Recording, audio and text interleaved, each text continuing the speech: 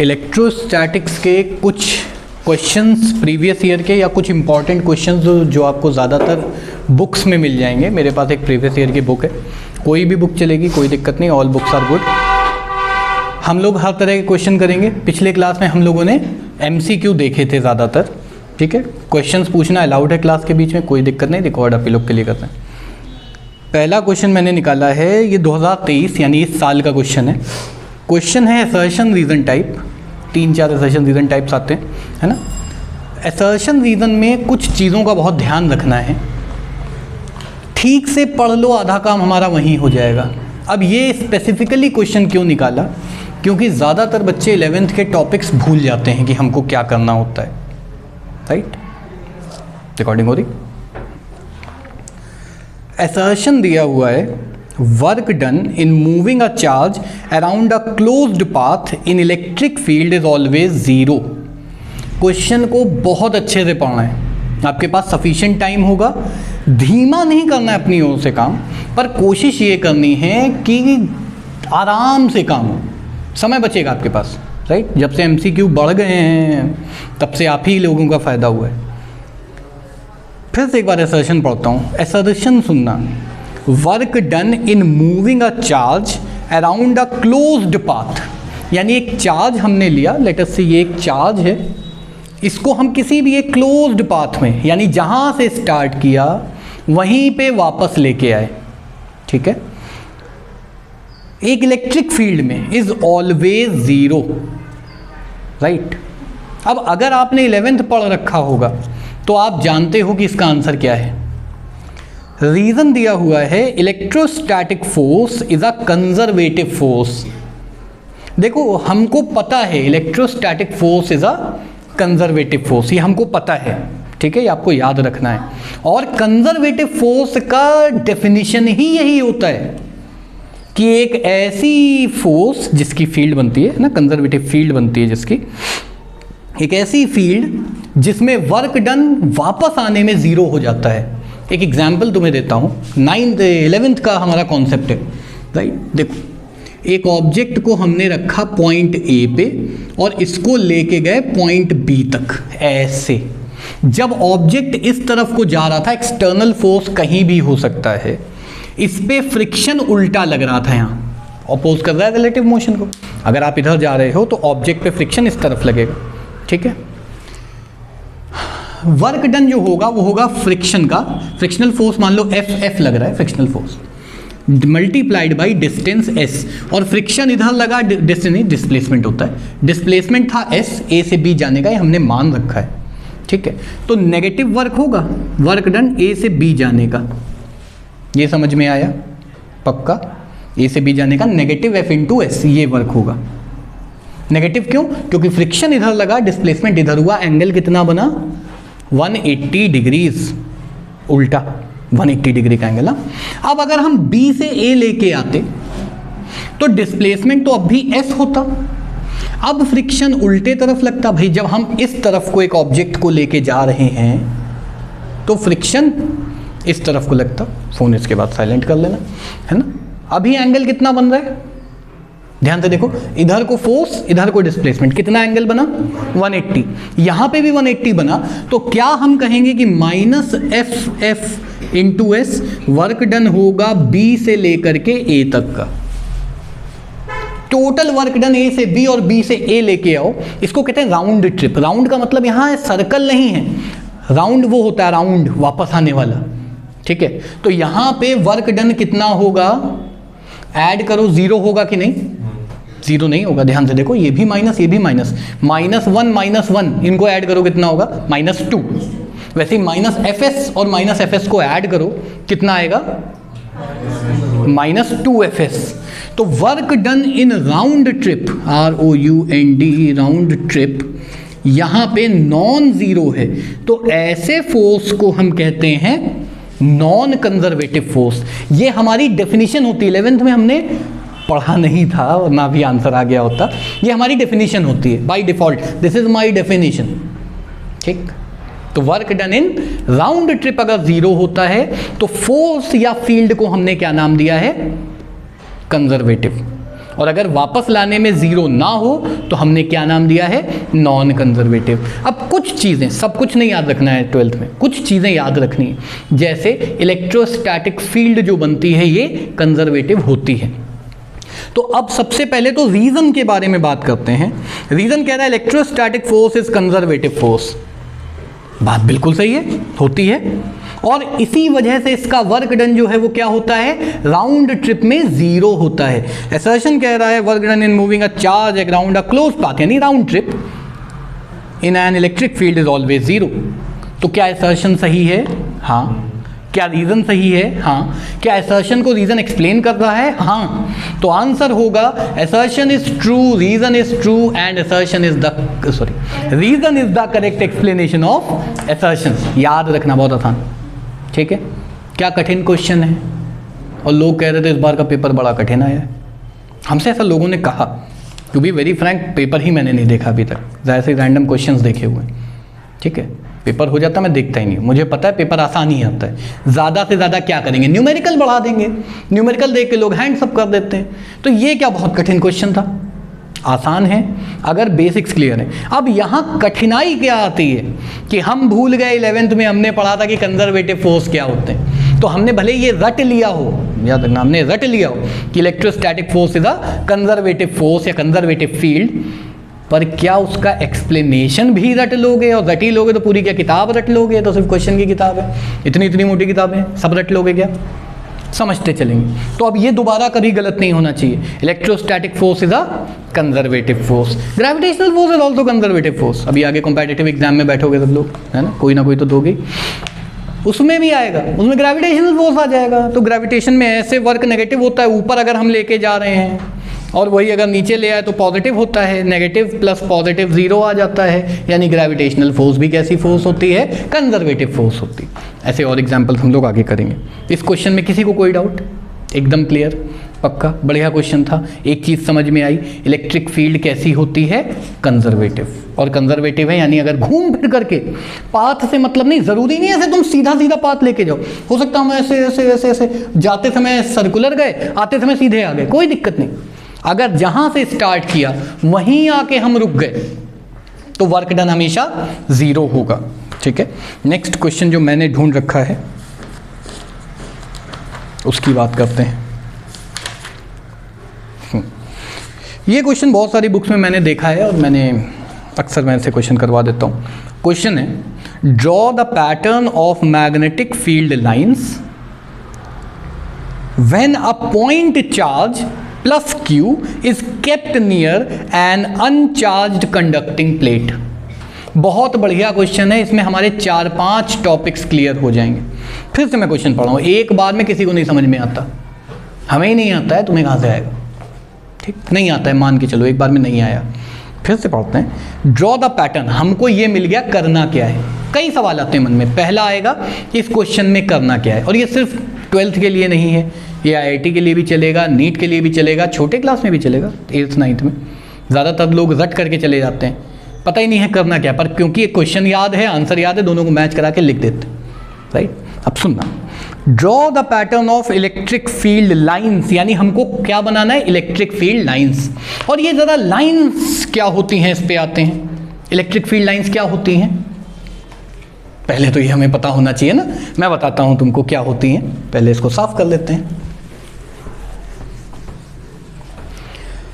Electric field का direction किधर होगा, या अगर हम एक पॉजिटिव चार्ज रख देते प्लस का Q यहां कहीं पे, और इस पॉजिटिव चार्ज की वजह से एक कोई पॉइंट ले लेते, लेट अस से O पे चार्ज रखा है और A पॉइंट पे हमने एक टेस्ट चार्ज रख दिया। अब ये टेस्ट चार्ज होता है Q0 से, हम NaUGHT वाला नॉट है, NOT वाला नॉट नहीं है, ये छोटा सा चार्ज हमने माना हुआ है।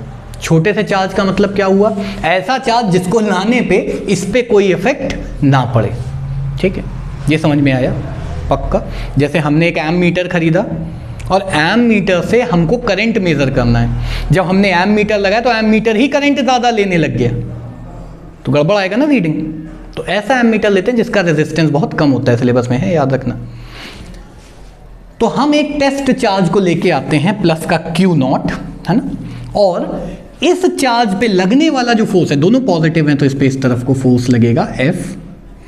हमने कहा ये जो इंटेंसिटी है इलेक्ट्रिक फील्ड की E, इसकी डेफिनेशन होती है F divided by Q not. ये तो हमने डेफिनेशन बता दी कि इलेक्ट्रिक फील्ड जो होती है वेक्टर फॉर्म में ऐसा, जिधर फोर्स उधर फील्ड है। अच्छा सोचो अगर यहाँ पे नेगेटिव चार्ज रख दिया होता तो क्या होता, उल्टे तरफ लगता।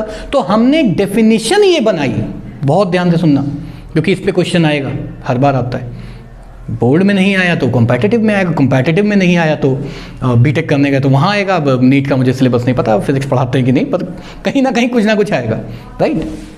तो हमने कहा इस पे जिस तरफ को फोर्स लग रहा है, वो जो लाइंस, इमेजिनरी लाइंस, जैसे इक्वेटर है अर्थ के आसपास, है नहीं, हमने बना रखी है, लैटिट्यूड है, लॉन्गिट्यूड्स हैं, है ना, हमने बना रखी।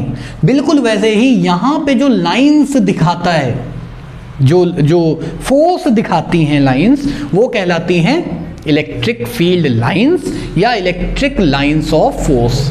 और सिर्फ इलेक्ट्रिक में नहीं होती हैं, मैग्नेटिक में होती है, 10th में भी पढ़ा था, 12th में भी, ग्रेविटेशन में भी तुम बना सकते हो, पता नहीं क्यों पढ़ाई नहीं जाती है, पढ़ानी चाहिए, है ना। कोई भी फील्ड होगी तो उसकी क्या हम बनाएंगे, लाइंस। हमने डिफाइन ये किया, वर्ड सुनना, क्यों होता है भगवान जाने, पर हमने डिफाइन ये किया, भैया दो चार्ज थे, हमने कहा एक पॉजिटिव चार्ज है एक नेगेटिव चार्ज है। पता नहीं क्यों, ABCD बोल सकते थे, चिंटू पिंटू नाम दे सकते थे, हमने बोल दिया एक पॉजिटिव है तो दूसरा नेगेटिव। उसने क्या बुराई करी जो वो नेगेटिव हो गया, है ना। हमारे प्राचीन काल से यही प्रथा चली आ रही, हमने वही चालू करी। तो ये जो लाइन है ये क्या है, इलेक्ट्रिक फोर्स का डायरेक्शन या इलेक्ट्रिक फील्ड का डायरेक्शन इस पॉइंट पे। अगर मैं यही यहाँ पे पॉइंट निकालता तो फिर से वो रेडियली आउटवर्ड्स, यानी कुछ इस तरफ को जा रही होती है, ऐसे इस तरफ को, है ना। तो यहाँ पे इलेक्ट्रिक फील्ड ऐसी होती, E1 मान लो, यहाँ पे E मान लो, है ना, ऐसे ही कहीं और कुछ और होती। तो हमने कहा वो लाइंस, फिर से सुनना, जो इलेक्ट्रिक फील्ड का डायरेक्शन हमको बताती हैं, वो क्या कहलाती हैं, इलेक्ट्रिक फोर्स लाइन या इलेक्ट्रिक लाइन ऑफ फोर्स या इलेक्ट्रिक फील्ड लाइंस या इलेक्ट्रिक लाइंस ऑफ फील्ड। सब अंग्रेजी कोई दिक्कत नहीं, फील वही आना चाहिए, फील्ड नहीं, फील। हाँ, अब क्वेश्चन पढ़ते हैं। ये हमारा था रिवीजन कि ये होती क्या है। अब आते हैं क्वेश्चन पे। Draw the pattern of electric field lines when a point charge Q। तो पॉइंट चार्ज तो मैंने ऑलरेडी बना रखा है, पर मैंने हटा भी दिया गलती से। Draw the pattern of electric field lines when a point charge plus Q, एक प्लस Q चार्ज हमने लिया हुआ है, is kept near an uncharged conducting plate. तो अब हमको फील्ड लाइंस की कुछ प्रॉपर्टीज याद करनी पड़ेंगी, जैसे पॉजिटिव चार्ज से निकलती हैं और नेगेटिव चार्ज पे जाके या तो खत्म हो जाती हैं या जाके इन्फिनिटी पे कहीं पे मिलती हैं, है ना। उस दिन याद है एक IIT का क्वेश्चन भी ऐसे ही आया हुआ, क्वेश्चन देखा था, कितना आसान था वो, है ना। तो देखो एक अनचार्ज्ड प्लेट हमने रख दी यहाँ पे, ठीक, ये एक अनचार्ज्ड कंडक्टिंग प्लेट है और इलेक्ट्रिक लाइंस की कुछ प्रॉपर्टीज होती हैं। चलो जल्दी जल्दी से रिवाइज करते हैं, है ना। पहली प्रॉपर्टी क्या होती है, they start from positive and terminate at negative, है ना। दूसरी property, they are closed curve, नहीं they are not closed curve, वो मैग्नेटिक फील्ड होती है। मैग्नेटिक फील्ड हमेशा क्लोज होती है, क्यों, क्योंकि आइसोलेटेड नॉर्थ या साउथ पोल नहीं हो सकता, बट आइसोलेटेड चार्जेस हो सकते हैं, पॉजिटिव चार्ज हो सकता है ना। दूसरी प्रॉपर्टी, जहां लाइन ज्यादा होंगी वहां फील्ड भी ज्यादा होगी, जहां फील्ड ज्यादा होगी वहां चार्ज रखने पे फोर्स भी ज्यादा लगेगा। तीसरी प्रॉपर्टी, कभी इंटरसेक्ट नहीं करेंगी, अगर कर गई तो जिस जगह पे इंटरसेक्ट कर रही हैं उस जगह फोर्स का डायरेक्शन क्या होगा हमें नहीं पता। ऐसा थोड़ी ना होगा एक बार इधर लगेगा एक बार इधर लगेगा, बिल्कुल वैसे ही दो लाइंस कभी इंटरसेक्ट नहीं करती हैं, कोई दिक्कत। इसके बाद चलते हैं थोड़ा सा आगे, they are perpendicular to conductors, ये याद रखना है। क्यों परपेंडिकुलर होता है अभी हम उसको भी डिस्कस करने वाले, ठीक है। बहुत बढ़िया प्रॉपर्टी है, हाँ ये मैंने बता दिया था, जहाँ ज़्यादा होंगी क्लोजर या मोर नंबर ऑफ लाइन्स एक ही चीज़ होती है, डेंसर होती। देखो तो यहाँ पे बहुत ज़रूरी चीज़ कि भाई जो लाइंस जाएंगी वो हमेशा इस सरफेस के कैसी होगी, परपेंडिकुलर, ऐसा कुछ, ये बन गई लाइंस ऐसा, कहीं कोई शार्प टर्न नहीं, स्मूथ कर्व्स होते हैं, कोई शार्प टर्न नहीं होगा। टैंजेंट बनाओगे फील्ड लाइन पे जहां पे, वो क्या दिखाएगा? Direction of force. किस पे? पॉजिटिव चार्ज पे। इसीलिए नेगेटिव चार्ज अगर हम रख देते हैं यहाँ पे तो बस डायरेक्शन पलट देना। और गड़बड़ बहुत होती है यहाँ पे, हम प्लस माइनस में कंफ्यूज हो जाते हैं, यही चीज़ लिखाते हैं। कोई दिक्कत यहाँ तक? पक्का? कोई प्रॉब्लम? All clear? तो they are always perpendicular to conductors. और एक चीज़ याद रखना, they do not pass through conductors, conductor के अंदर पास नहीं होती हैं, denoting that there is no electric field inside a charged conductor. कोई भी कंडक्टर कैसा भी ले लो, किसी भी शेप का, उसके हमेशा परपेंडिकुलर होगी। एक आया हुआ क्वेश्चन अब किसी कंपैटिटिव में आया था, मुझे कोई याद नहीं है ना, उसमें ऐसे एक सरफेस बना हुआ था, लिखा हुआ था कि क्या ये डायरेक्शन सही होगी अगर ये पॉजिटिवली चार्ज है? तो हाँ, बस लाइंस जो हैं, अब देखो यहाँ परपेंडिकुलर नहीं है तो ये वाला पार्ट गलत है, बाकी सारे में परपेंडिकुलर है, तो दैट इज एब्सोल्युटली करेक्ट अगर पूरा ये कंडक्टर पॉजिटिवली चार्ज्ड है ना। एक प्रॉपर्टी और होती है कि as we move along the electric line, electric potential decreases. ठीक, क्यों होता है? तुमने ये पढ़ा है, E equals minus D V by D R. अगर नहीं पढ़ा है तो मैं बता रहा हूं, इसको कहते हैं ग्रेडियंट ऑफ इलेक्ट्रिक पोटेंशियल। किसी भी चीज का चेंज, किसी भी क्वांटिटी का चेंज विद डिस्टेंस कहलाता है ग्रेडियंट। ठीक है, ग्रेडियंट कहते हैं इसको। और ग्रेडियंट ऑफ इलेक्ट्रिक पोटेंशियल, वही 10th वाला पोटेंशियल, कोई नई चीज नहीं अभी हमने पढ़ी, ये कहलाती है इलेक्ट्रिक फील्ड। नेगेटिव का मतलब क्या होता है यहां, कि जैसे जैसे तुम एक लाइन पे आगे बढ़ रहे हो, इलेक्ट्रिक पोटेंशियल कम हो रहा है। यानी अगर एक लाइन है इस तरीके की, लेटर से ए से बी जा रही है, आई होप ये आ रहा होगा इसमें पूरा रहा है, हाँ, तो ए से बी जा रही है, तो अगर हम पॉइंट इस जगह पे मान लेते हैं A1 और इस जगह पे मान लेते हैं A2 और इस जगह पे मान लेते हैं A3, ये 3 पॉइंट्स मैंने मान लिए हैं, तो A1 का जो पोटेंशियल होगा वो A2 से ज़्यादा होगा और वो A3 से ज़्यादा होगा। यही बात कही। ऐसा क्यों होगा वो भी बताता हूँ। पोटेंशियल का पॉइंट चार्ज की वजह से फॉर्मूला क्या होता है? V equals 1/4 pi epsilon not Q by R, ये फॉर्मूला होता है। ठीक है, पोटेंशियल का फॉर्मूला होता है 1/4 pi epsilon not Q by R। देखो जैसे जैसे तुम्हारा R बढ़ता जाएगा, यहाँ से अगर हम मान लो यहाँ कहीं पे हमने एक पॉजिटिव चार्ज रख दिया होता, जैसे जैसे तुम्हारा डिस्टेंस बढ़ेगा, इधर ध्यान दे लो, जैसे जैसे तुम्हारा डिस्टेंस बढ़ेगा ये वैल्यू बढ़ेगी, ओवरऑल फ्रैक्शन कम होगा। अगर ये बढ़ेगा, डिनोमिनेटर बढ़ता है तो ओवरऑल फ्रैक्शन की वैल्यू कम होती जाती है। यहाँ तक कोई दिक्कत? कोई दिक्कत नहीं? पक्का? तो जैसे जैसे तुम इस लाइन पे आगे चलोगे क्या कम होगा? Electric potential. बहुत ज़रूरी प्रॉपर्टी, क्योंकि इसी प्रॉपर्टी के बेसिस पे हम यहां बताते हैं क्या होगा। They are always perpendicular to conductors. मैंने यही तो बोला कि एक कंडक्टर है जिनके ये हमेशा क्या होती हैं? परपेंडिकुलर। एक और प्रॉपर्टी होती है, they are perpendicular to equipotential surfaces. और इक्विपोटेंशियल सर्फेस क्या होती है? ऑलमोस्ट पूरा पूरा यूनिट कवर हो रहा है यहाँ पे, ध्यान रखना, यही रिवीजन है, बहुत अच्छे से ध्यान देना। इक्विपोटेंशियल, इक्वी मतलब इक्वल, पोटेंशियल मतलब जहाँ क्या सेम होता है? पोटेंशियल सेम होता है। कौन सा पोटेंशियल? Electric potential. ठीक, तो ऐसा सर्फेस जिस पे पोटेंशियल क्या हो? सेम हो, उसको हम कहते हैं इक्विपोटेंशियल सरफेस।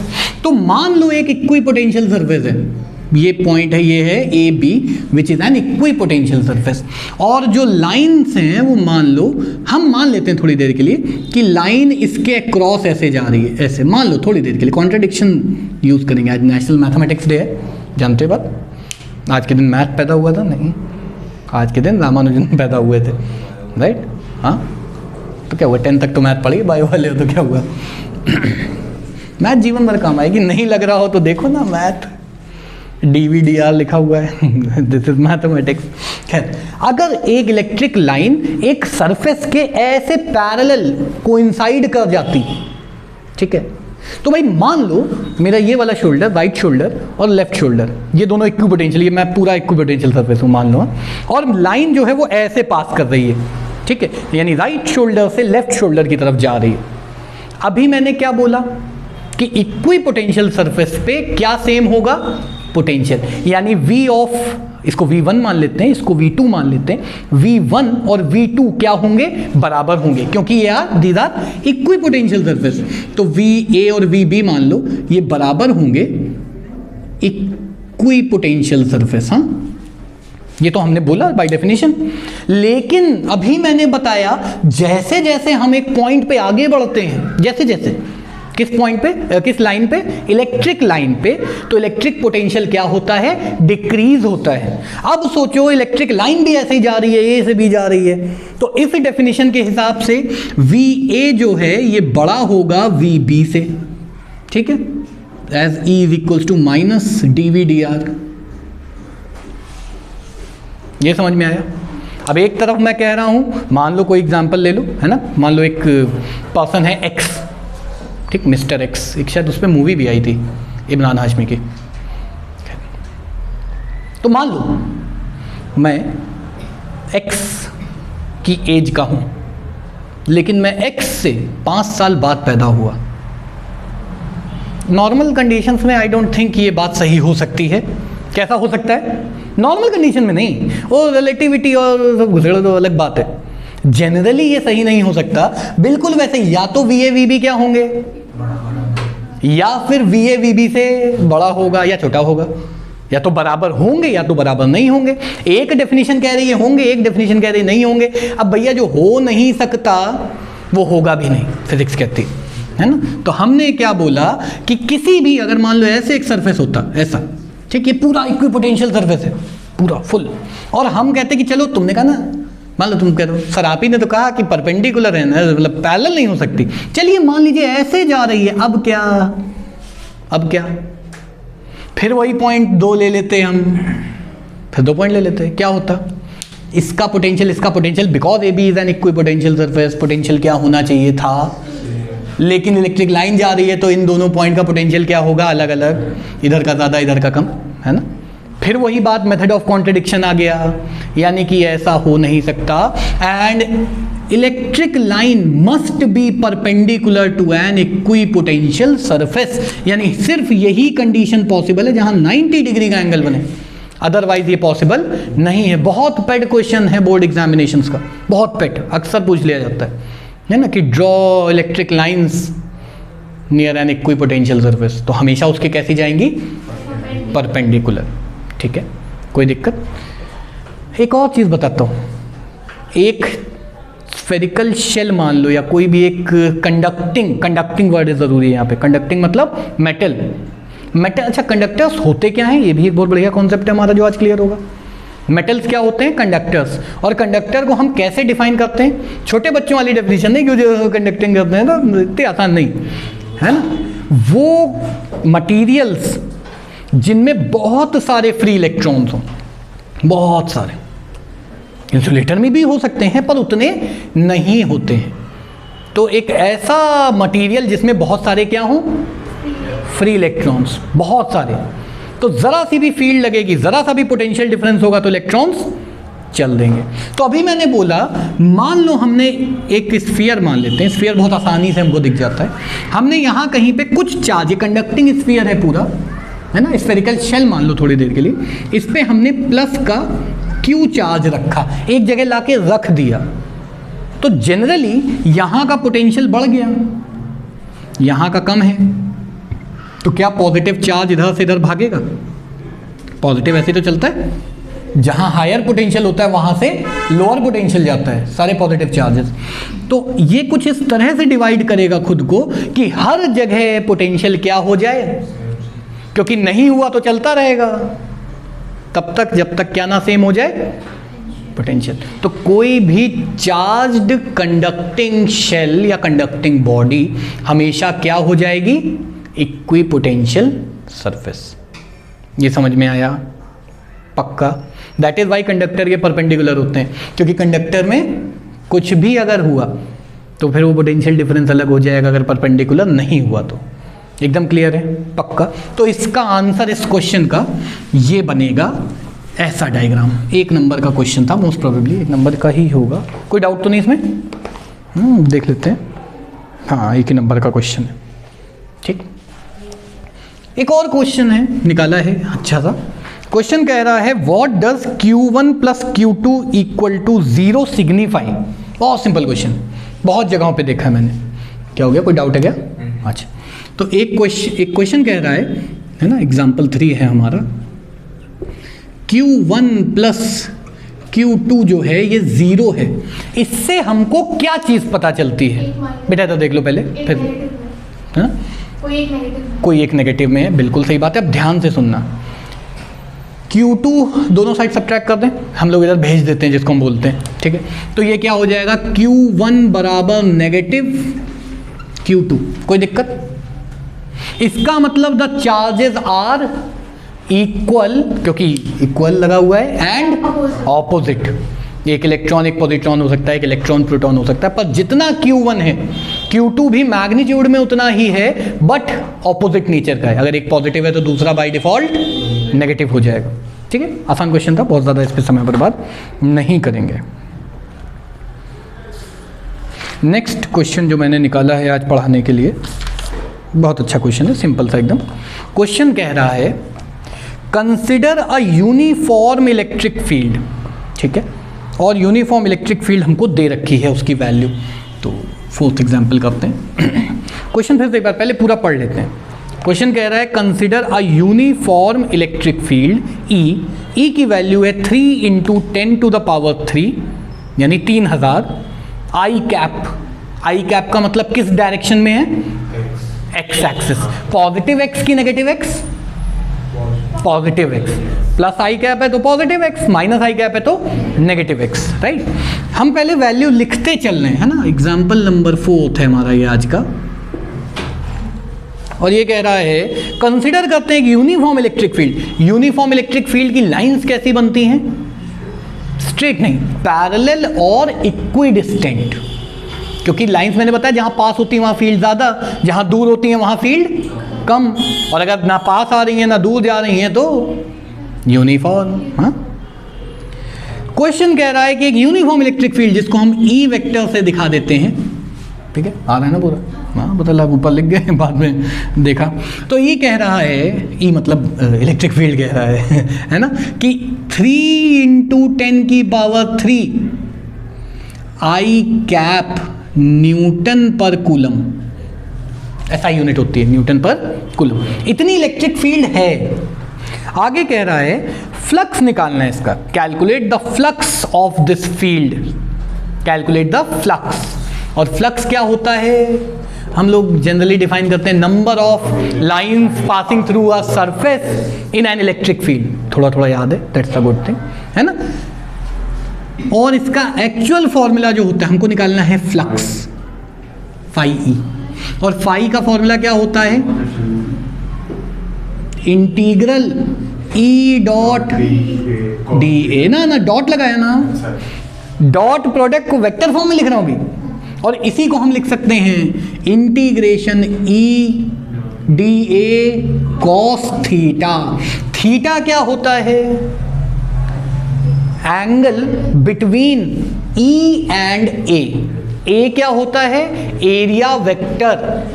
बहुत ज़रूरी topic, area vector. Area vector एक ऐसा वेक्टर है जो एरिया के मैग्नीट्यूड के बराबर होता है और डायरेक्शन हमेशा परपेंडिकुलर लेते हैं। तो अगर ये मेरा हाथ है, अगर नहीं ये मेरा हाथ है ऑब्वियसली, है ना, असली हाथ है, इसमें अगर एरिया वेक्टर निकालें तो ऐसे भी आ सकता है, ऐसे भी आ सकता है। तो हम बाहर की ओर को डायरेक्शन ले लेते हैं। अगर हमारा आंसर नेगेटिव में आ जाए तो हम कह देंगे अरे हमने एरिया वेक्टर उल्टा ले लिया है, और फिर उसको हम सही कर लेंगे किरचॉफ्स लॉ की तरह। अगर आंसर नेगेटिव आ जाए तो बस इतना लिख देंगे अरे हमने तो गलत मान लिया, कोई बात नहीं, ऐसा करेंगे। हाँ, कह रहा है calculate the flux of this field through a square surface. एक स्क्वायर है नहीं, पर स्क्वायर मान लो थोड़ी देर के लिए। नहीं है मेरे पास स्क्वायर यहाँ पे, जो बहुत गंदा कपड़ा पड़ा हुआ है साफ करने वाला। इसके थ्रू हमको निकालना है फ्लक्स ऐसे। और दो केसेस दे रखे हैं। पहले तो एरिया दिया हुआ है हमको कि area is 10 centimetre square.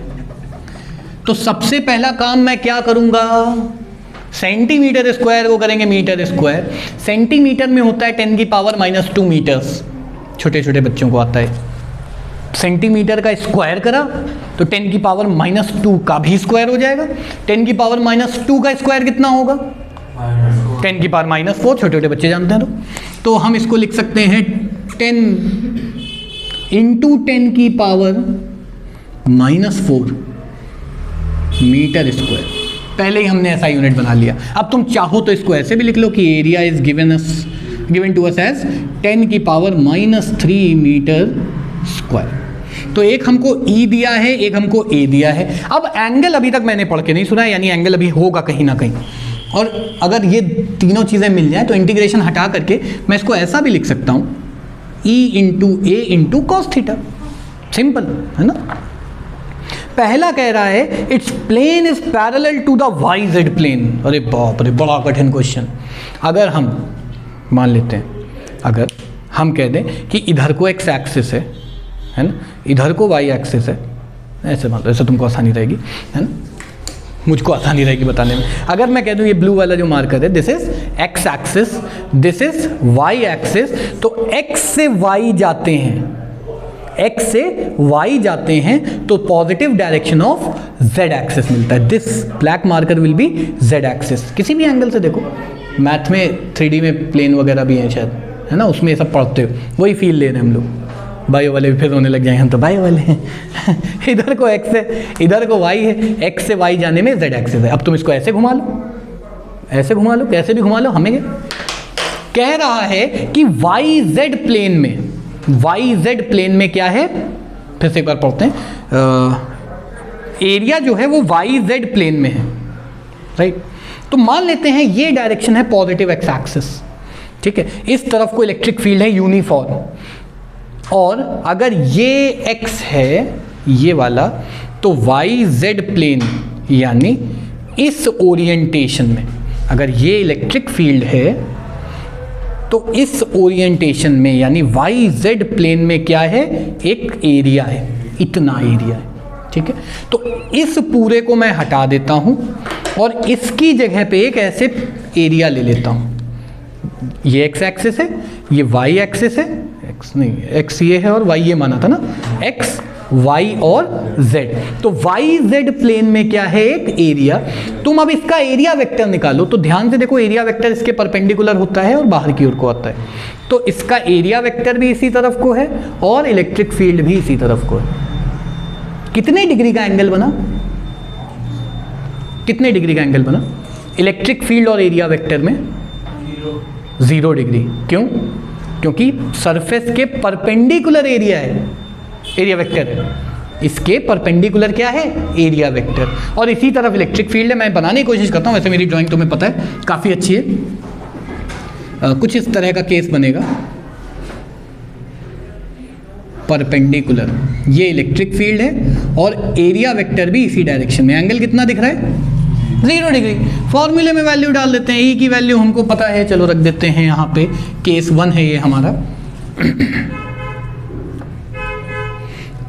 Flux हो जाएगा फाई ई। ई क्यों लिख रहा हूँ, ताकि याद रहे कौन सा फ्लक्स है, इलेक्ट्रिक फ्लक्स। मैग्नेटिक फ्लक्स भी हो सकता है, किसी भी फील्ड का फ्लक्स निकाल सकते हो। तो फाई हो जाएगा ई, यानी 3 × 10 की पावर 3 आई कैप डॉट डॉट, याद रखना किससे है, एरिया कहाँ दिया हुआ है, 10 की पावर -3 मीटर स्क्वायर। लिखने की भी ज़रूरत नहीं है। और एरिया वेक्टर भी आई कैप में हमने निकाला ना, जिस तरफ इलेक्ट्रिक फील्ड उसी तरफ एरिया वेक्टर। तो आई डॉट आई क्या होता है, 1, जे डॉट जे 1, के डॉट के 1। तो अब तुम चाहे थीटा 0 डिग्री लिख के करो, चाहे ऐसे करो, दोनों आंसर एकदम सही है। पहले बता दो कि since the area vector and electric field have angle of 0 degrees, तो डायरेक्ट वैल्यू डालो या ऐसे भी कर लो, आई डॉट आई 1 हो गया और फ्लक्स आ गया यहाँ पे, कट गया सब कुछ, 3 न्यूटन मीटर स्क्वायर पर कूलम। ये आ गया पहले वाले पार्ट का आंसर। इस पार्ट में कोई दिक्कत, एकदम क्लियर। दूसरा पार्ट कह रहा है the normal to the plane makes a 60 degree angle with the X axis. Normal to the plane, और नॉर्मल टू द प्लेन होता क्या है? एरिया वेक्टर, एरिया वेक्टर वही चीज है ना। तो ये देखना ध्यान से, ये एक्स एक्सिस है, ये ग्रीन वाला एक्स एक्सिस है, और ये जो रखा गया है ये कितने डिग्री का एंगल बना रहा है? 60 डिग्री का।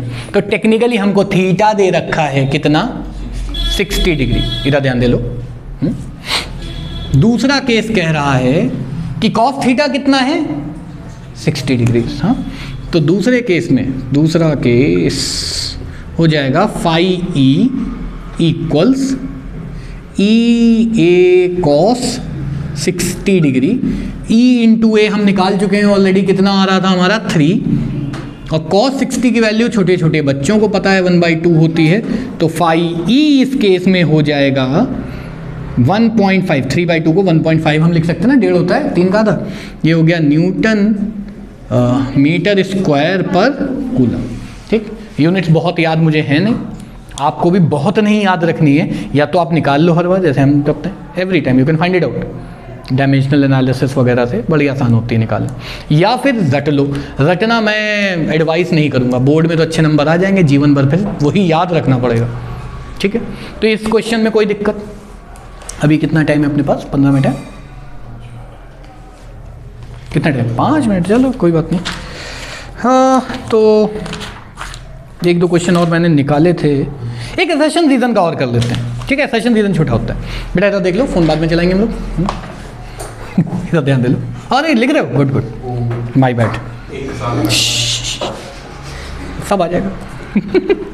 सुनो, electrostatic field lines start at positive charge and terminate at negative charge. क्या ये बात सही है?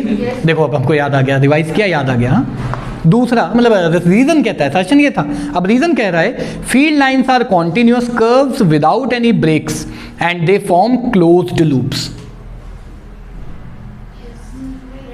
मैग्नेटिक में तो होता है। अगर मान लो सिर्फ एक, पहले इसको हटा लेते हैं, 5वां क्वेश्चन है आज का। 5 क्वेश्चन में लगभग पूरा चैप्टर रिवाइज हो गया, पूरा यूनिट है ना। कुछ छोटे मोटे टॉपिक बचे हैं, जैसे डाइपोल को हम, कैपेसिटर अलग है यूनिट, एक्चुअली अलग चैप्टर में पढ़ाते हैं हम लोग। एक हो गया इलेक्ट्रोस्टैटिक बेसिक, एक होता है कैपेसिटर्स और इलेक्ट्रिक पोटेंशियल काफ़ी हद तक हमको रिवाइज हो गया, कैपेसिटर नेक्स्ट क्लास में करेंगे। हाँ भाई, मान लो सिर्फ पॉजिटिव चार्ज है ना। दूसरा रीजन क्या कह रहा था? रीजन एक बार पढ़ लेता हूँ। Field lines are continuous curves without any breaks and they form close loop. अगर सिर्फ पॉजिटिव चार्ज है तो लाइंस ऐसे रेडियली आउटवर्ड जाती है। भी बहुत पेट क्वेश्चन है, अक्सर पूछ लिया जाता है, ऐसे बाहर की ओर। ब्रेक तो है या तो इन्फिनिटी तक जा रही है। क्या तुमको यहाँ पे कुछ वो दिखाई दे रहा है? नेगेटिव चार्ज, तो क्लोज लूप क्या। और मान लो चलो यहाँ पे एक नेगेटिव चार्ज मैं रख देता हूँ थोड़ी देर के लिए। यहाँ पे एक नेगेटिव चार्ज है ना, इस तरह से कुछ ऐसा है ना, गंदा सा बनेगा कुछ ऐसा, कुछ बन रहा है ना। क्लोज्ड लूप कहाँ बना? ये तो खत्म हो गई ना लाइन यहाँ जाके। यानी इस केस में असर्शन तो सही है लेकिन रीजन बिल्कुल गलत है।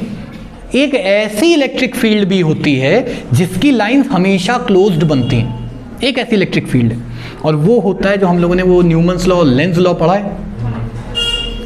यानी चेंजिंग मैग्नेटिक फील्ड की वजह से बनने वाली इलेक्ट्रिक फील्ड जो होती है वो हमेशा कैसी बनती है? क्लोज्ड लाइंस में। क्यों बनती है वो फिर किसी क्लास में देखते हैं, नेक्स्ट यूनिट में देखते हैं। अभी यहीं तक रखते हैं, नेक्स्ट टर्न पे कंटिन्यू करेंगे।